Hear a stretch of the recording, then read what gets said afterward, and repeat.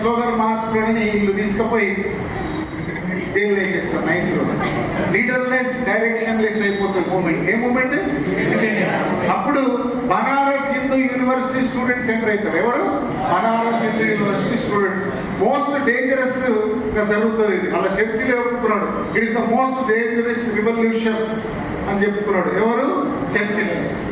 ఆఫీసుల్ని, officers అన్ని తగలబెడతారు. హింస ఒక రేంజ్ లో జరుగుతుంది. ఇదే మనకు స్వాతంత్రం రావడానికి కారణం. మరి సార్ గాంధీ అప్పుడు ఆపలేదా అంటే ఈ పురాణాలు వినరు. ఈ టీనేజ్ పురాణాలకు ఒత్తిడి, ఒడిదుడుకులు, జగడాలతో కూడుకున్న దశాంతరం. బాగా ఎమోషన్ స్పీక్స్ లో ఉంటాయి. అంకాయలు ఏమైతే తిట్టిందని బ్లేడ్లతో కోసుకున్నట్టు నీళ్ళే. అలా దోస్తులు ఏమన్నా అంటే కుదిరేది. లాంటి చాలా దెబ్బ తాకితే మామా నీకు ఎప్పుడైనా దెబ్బ తగిలిరా అంటే టెర్రరిస్టులు వీళ్ళందరూ టీనేజ్ వాళ్ళే అన్నట్టు. అయితే ఈ మూమెంట్ వల్ల మనకి ఏమొచ్చింది? కానీ ఏమొచ్చింది? సో వ్యసనం లాగా చదవాలా. ఎట్లా చదవాలా? వ్యసనం అంటే బ్యాడ్ హ్యాబిట్. కొన్ని జీవులకు తాగే అలవాటు ఉంటుంది. పొద్దున సాంప్రదాయానికి తాగుడు అలవాటు చేస్తాడు, అక్కడ తాగుతూనే ఉంటాడు. కొన్ని జీవులకు తినే అలవాటు ఉంటుంది. ఎప్పుడు తింటే ఇంటికన్నా తినేస్తాడు ఆల్రెడీ. నాన్ వెజ్ ఉండగా నీకు కొంచెం పడుతుంది. నీకు కూడా ఏం చేయాలా? చదువుతూనే ఉండాలా. మీ చరిత్ర తీసుకుంటే ఇప్పుడు తెలంగాణ మూవ్మెంట్ జరిగింది. దాన్ని ఎవరు లీడ్ చేసింది? కేసీఆర్ కాదు, స్టూడెంట్స్. ఎవరు? స్టూడెంట్స్ వల్లనే ఏమొచ్చింది? తెలంగాణ వచ్చింది. అవునా కదా? మనకు స్వాతంత్రం రావడానికి కూడా ఎవరు? స్టూడెంట్సే కారణం. అండర్స్టాండ్? మీరు యూనివర్సిటీలో చూస్తే తెలంగాణ మూవ్మెంట్ ఉధృతంగా జరుగుతుంది. దానికి కారణం స్టూడెంట్స్. స్టూడెంట్స్ ఒక పక్కన, అక్కడ ఒక పక్కన గల్లి ఉండదు, బస్తీ అని. పోలీసుల్ని గెలికి ఆ బస్తీలకు వస్తుండే స్టూడెంట్స్. అక్కడ జీవులు ఎట్లుంటాయంటే నిండా దాటుకుంటే బట్టలు అనే జీవులు ఉంటాయి. సో వీళ్ళు దూరంగానే వీళ్ళు వాళ్ళు కలిసి పోలీసుల మీద పోతుండే. సో ఒక రేంజ్ లో మూవ్మెంట్ జరిగింది. సో తెలంగాణ రావడానికి కూడా కారణం ఎవరు? స్టూడెంట్స్. స్వాతంత్రం రావడానికి కూడా స్టూడెంట్స్. నేను ఇదంతా మీకు ఎందుకు చెప్తున్నా అంటే మన దేశానికే స్వాతంత్రం తెచ్చిన చరిత్ర మీది మీ జీవితాలకు తెచ్చుకోలేరా? తెచ్చుకోలేదు. కాబట్టి పుచ్చిపోయిన ముచ్చట్లు పెట్టకుండా ఇదే పుచ్చిపోయిన ముచ్చట్లు పెట్టకుండా వీలైనన్ని గంటలు చదవాలి. ఎన్ని గంటలు చదవాలి? కొన్ని జీవులు ఏమంటే సార్ పోస్టులు తక్కున్నాయట. ఎన్ని కావాలి నీకు? ఒకటి. కాబట్టి వీలైనన్ని గంటలు చదవాలి. ఇప్పుడు కాకుండా ఎప్పుడు, మనం కాకుండా ఎవరు అని చదవాలి. సమస్య ఆయా వ్యసనం లాగా చదవాలి. ఎట్లా చదవాలా? అంతర్గత ప్రేరణ ఉండాలి, బహిర్గత ప్రేరణ ఉండదు. ఎవరు అంటాడు ఈరోజు నేను ఏం కావాలనుకున్నాను నిన్ననే నిర్ణయించుకున్నా అంటాడు. బహిర్గత ప్రేరణ ఉండదు, అంతర్గత ప్రేరణ ఉండాలి. బహిర్గత ప్రేరణ అంటే కొన్ని జీవులు పేపర్లు చదువుతాయి. అరుంధతి పచ్చళ్ళు అమ్ముకుంటే గ్రూప్ కూడా ఆఫీసర్ అయింది. ఎస్ఐ రాదా? అర్థమవుతుందని ఎస్ఐ రాదని ఆ రోజు స్టార్ట్ చేస్తారు ప్రిపరేషన్. అట్లుండద్దు. సమస్య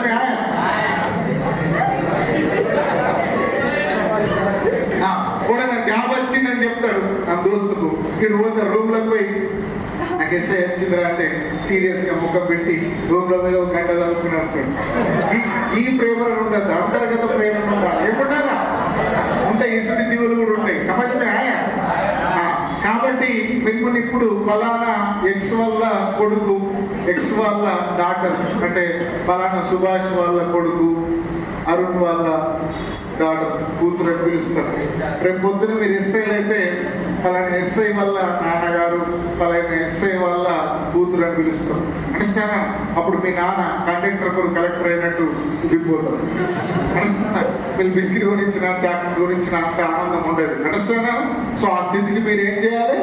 చేరుకోవాలి. అనిస్తానా? మంచిగా ప్రిపేర్ కావాలి. సెల్ఫ్ లిక్విడిటీ పేపర్ గా ఉండాలా. పారాసైట్ ఉండద్దు. మీకు కావాల్సినవి మీరే సమకూర్చుకోవాలా. చేసుకుంటారా? అట్లా చేసుకోవాలా. దానికోసం మీరు ఏం చేయాలంటే నిరంతరం ప్రిపేర్ అవుతూనే ఉండాలి. అండర్స్టాండా? ప్రిపేర్ అయ్యేటప్పుడు ఎట్టి పరిస్థితులలో మానసికంగా ఏం చేయొద్దు, డిస్టర్బ్ కావద్దు. మనం ఎట్లా భావిస్తే అట్లా తయారైతాం. అండర్స్టాండా? నాకు రాదు అంటే రాదు, నేను రన్నింగ్ చేయలేను అంటే, నాకేం చేయలేను అంటే, ఇది ఒక క్యాసిడ్. బ్రెయిన్ అనేది క్యాసిడ్. ఇల్లు ఏం నింపుతే అదే నిండుతాయి. కొన్ని జీవులు ఏం చేస్తాయంటే డోర్ పెట్టుకొని ఈ సెంటిమెంట్ సాంగ్స్ ఇంటూ ఉంటాయి, ఏడ్చుకుంటూ కూర్చుంటాం. కాబట్టి నీ మైండ్ నువ్వు ఎట్లా అలవాటు చేస్తే అట్లా తయారైంది. సమస్య ఆయా. కాబట్టి స్ట్రాంగ్ గా తయారయ్యేలా నేను సాధిస్తా అని గట్టి సంకల్పంతో ఉండాలి. చేస్తారా అట్లా? ఇట్లా ఇబ్బంది ఒక్కొక్కటి ఇట్లా టైట్ పెట్టేస్తారు. ఇంటికి పోతాడు. అరే నాని కొంచెం కూరగాయల కూర అంటే చదువుకోవాలి. ఈమె కూడా పోతుంది, కొంచెం పొద్దు దొరుకు రావంటే ఇప్పుడు మీరు చదువుతారా అంటే ఒక ఈజీ టాపిక్ తీస్తాం, ఇది రాదన్నా ఒక హాట్ టాపిక్ తీస్తారు, అది ఎక్కది ప్రసాద్ సార్ అక్కడ నేర్చుకోవడానికి బిడ్డగా పట్టదు. అట్లా వేయద్దు. సమజ్ఞా నిరంతరం ఏం చేస్తూనే ఉండాలి, ప్రిపేర్ కావాలి, మంచిగా ఏం చేయాలి, సక్సెస్ కావాలి. అవుతారా మరి? మీరు మంచిగా సక్సెస్ అయితే రేపు మీరందరూ ఇస్తారు అవుతారు. మళ్ళా నిలిచినారు వచ్చినప్పుడు నన్ను నలిగిస్తే అందరూ గొడవ పెట్టుకుంటా నేను మీకు ఫోన్ చేస్తా, మీరు రాకపోతే నాకు సన్మానం అవుతుంది. సమజ్ఞా కాబట్టి జాగ్రత్త ఉంచాలని కొంచెం ప్రిపేర్ కాండి. మంచి మంచి పొజిషన్లకు ఏం కావాలి, చేరుకోవాలి. సమజ్ఞా ఏమైనా డౌట్లు ఉంటే నన్ను అడగాలి, నడుస్తానా? నన్ను ఏమనద్దు, ఓకేనా? ముఖ్యంగా ఫస్ట్ మన నోట్స్ చదవండి. ఏం చదవాలి? మళ్ళీ స్కూల్ బుక్స్ చదవాలి. ఏ బుక్స్? అప్ టు 10th వరకు, 6th నుంచి 10th వరకు స్కూల్ బుక్స్ లో ఉన్న బయాలజీ ఉంటుంది కదా, అది చదివి మన నోట్స్ చదవాలి. మన నోట్స్ చదివిన తర్వాత ఏం చేయాలంటే డైజెస్టివ్ సిస్టమ్ ఉన్నది. వినండి, మళ్ళీ స్టార్ట్ చేస్తాం. డైజెస్టివ్ సిస్టమ్ ఉన్నది. మన నోట్స్ స్కూల్ బుక్స్ పాయింట్స్ చదువుతారు కదా 10th వరకు. అరే వినండి, ఏ బుక్లోనే ఏదైనా ఎక్స్ట్రా పాయింట్ కనబడ్డది అనుకోండి, ఏం చేయాలి? ఇలా రాసుకోవాలి. సర్క్యులేటరీ సిస్టమ్ ఉన్నది. ఫస్ట్ మన నోట్స్ చదివేసాము, ఏదైనా బుక్లో కానీ పేపర్లో కానీ ఏదైనా ఎక్స్ట్రా పాయింట్ కనబడితే ఏం చేయాలి? యాడ్ చేసుకోవాలి. అంతే, ప్రాక్టీస్ చేయాలి. ఏం చేయాలి?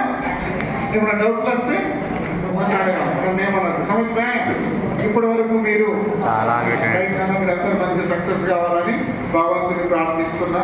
ఎవరినైనా క్లాసులు చెప్పేటప్పుడు మానసికంగా ఇబ్బంది కలిగి ఉంటే ఎక్స్ట్రీమ్లీ ఏమనంటే నాకేమవుతుంది కానీ సమజ్ఞా చెప్తే చదువుకోండి. All the best.